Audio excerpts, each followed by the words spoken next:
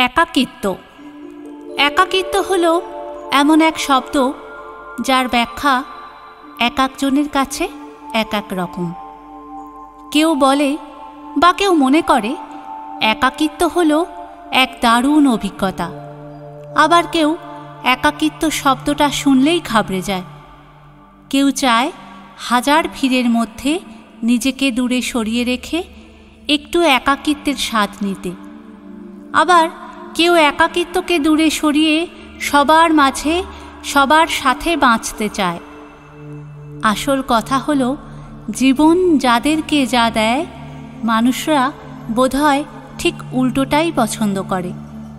তাই পরিস্থিতি যাদের একা থাকতে বাধ্য করে তারাই শুধুমাত্র বোঝে একাকিত্ব শব্দটার তিক্ততা ঠিক কতটা।